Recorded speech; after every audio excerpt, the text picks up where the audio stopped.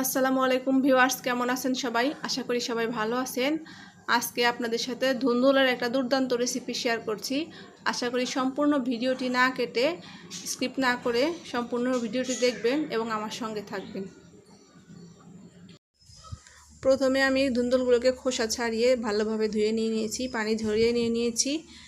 ধুন্দুলের এই রেসিপিটা করার ক্ষেত্রে সবসময় কচি এবং টাটকা ধুন্দুলকে নির্বাচন করবেন, এতে করে খেতে খুবই ভালো লাগবে। কারণ ধুন্দুলে যদি একটু বেশি সময় ধরে ঘরে থাকে অথবা ফ্রেশ না হয়, তাহলে এটা ভেতরে শ্বাস হয়ে যায় এবং খেতে ভালো লাগে না। এবার ধুন্দুলগুলোকে 2 ইঞ্চি পরিমাণ লম্বা করে কেটে নিয়ে 4 টুকরা করে কেটে নিয়েছি। ধুন্দুলটা এই রেসিপিটা করতে একটু মোটা করে কেটে নিলেই ভালো হয়। আমি একটু মোটা করে 4 পিস করে কেটে নিয়েছি। চিংড়ি মাছগুলোকে বেছে নিয়েছি। আমি এই সবজির আইটেমটা করব চিংড়ি মাছ দিয়ে। চুলায় কড়াই বসিয়ে দিয়েছি। কড়াইটা গরম হয়ে গেছে। এবার আমি এখানে দিয়ে দিচ্ছি তেল। খুব সহজে এই রেসিপিটা করে নেওয়া যায়।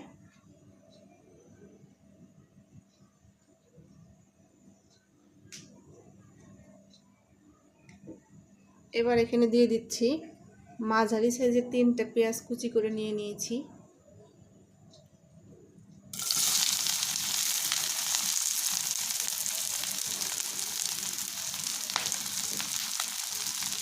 পেঁয়াজকে নরম হওয়া পর্যন্ত একটু নাড়াচাড়া করে ভেজে দিচ্ছি। আমি রান্নাটা সরিষার তেল দিয়ে করছি, আপনারা চাইলে রেগুলার তেল দিয়ে করে নিতে পারবেন।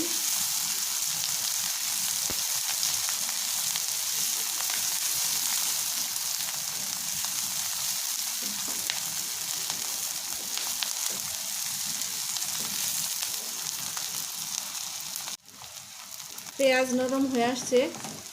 এবার আমি এখানে দিয়ে দিচ্ছি 6 থেকে 7টা কাঁচামরিচ ফালি করে নেওয়া। এটাকে অল্প একটু নাড়াচাড়া করে নিচ্ছি।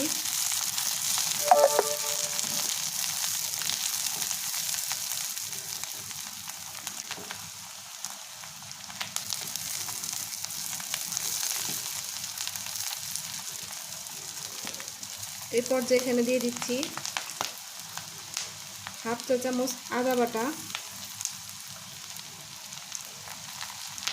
পরিমাণ মতো লবণ। এখানে প্রায় 1 চা চামচের মতো লবণ নিয়েছি, একটু কম পরিমাণে দিয়ে দিয়েছি। প্রয়োজনে আবার একটু দরার দরকার পড়লে আমি দিয়ে দেব।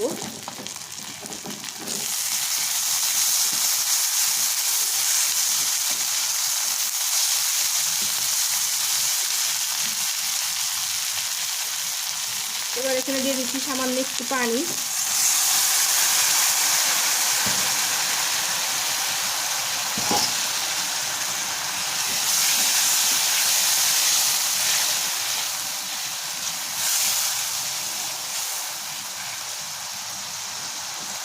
এরপর এখানে দিয়ে দিচ্ছি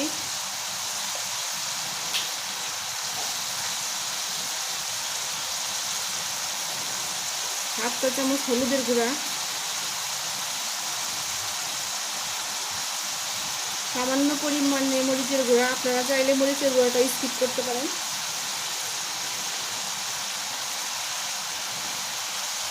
কাঁচা সবজির ক্ষেত্রে আমরা কাঁচামরিচ দিয়ে রান্না করাটাকে বেশি প্রেফার করি।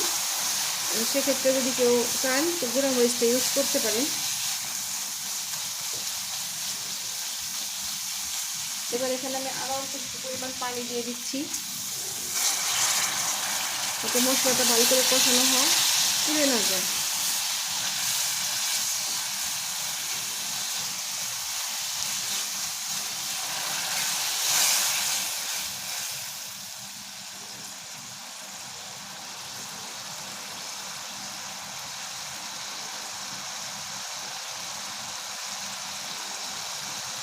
এ পর্যায়ে আমি এখানে চিংড়ি মাছগুলো দিয়ে দিচ্ছি।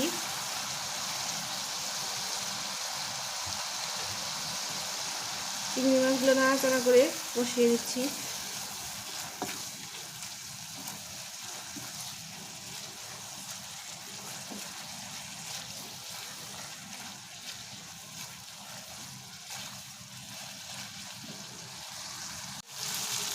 চিংড়ি মাছটা উল্টা পাল্টা করে আমার কষিয়ে নেওয়া শেষ। এবার এখানে আমি দিয়ে দিচ্ছি ধুন্দুলগুলো, অল্প অল্প করে একটু একটু দিয়ে সবগুলো ধুন্দুলকে একদম ভালোভাবে মিশিয়ে নিব মশলার সঙ্গে, চিংড়ি মাছের সঙ্গে, যাতে করে মশলা এবং চিংড়ি মাছের টেস্টটা ধুন্দুলের মধ্যে শুরু থেকে প্রবেশ করে, তাহলে এই সবজিটা খেতে খুবই ভালো লাগবে। আমি অল্প অল্প করে ধুন্দুল দিয়ে অল্প অল্প করে মিশিয়ে সবগুলো ধুন্দুল দিয়ে মিশিয়ে নিচ্ছি।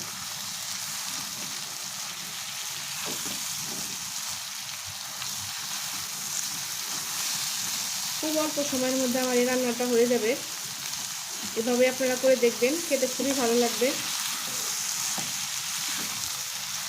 ধুন্দুলের টেস্টটা আসলে হালকা মিষ্টি মিষ্টি, যে কারণে এটা খেতে খুবই ভালো লাগে।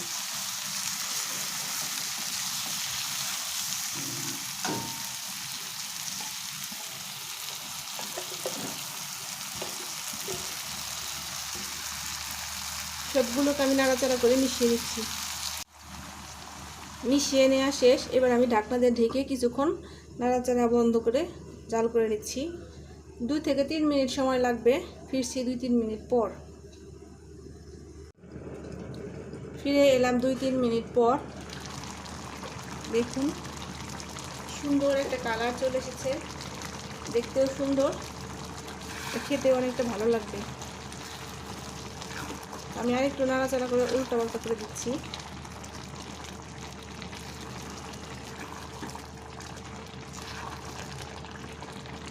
এখানে এক্সট্রা আর কোনো পানি দেওয়া হয় নাই, মশলা কষানোর জন্য যেটুকু দিয়েছি, আর এক্সট্রা কোনো পানি দেওয়া হয় না। এটা সবজির থেকে ভেতর থেকে পানি চলে আসছে, যে উঠছে সেই পানিটাই।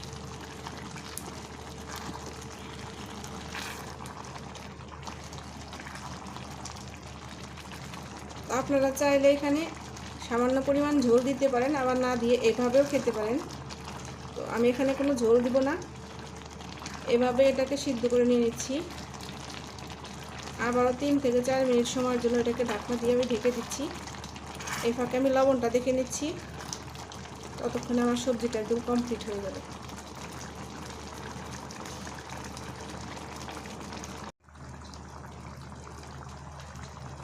দেখুন ভিউয়ার্স, আমার রান্নাটা পুরোপুরি কমপ্লিট হয়ে গেছে। কালারটাও কত সুন্দর চলে আসছে, এটা খেতে অনেক ভালো লাগবে। এবার আমি আপনাদেরকে পরিবেশন করে দেখিয়ে দিচ্ছি কেমন হলো।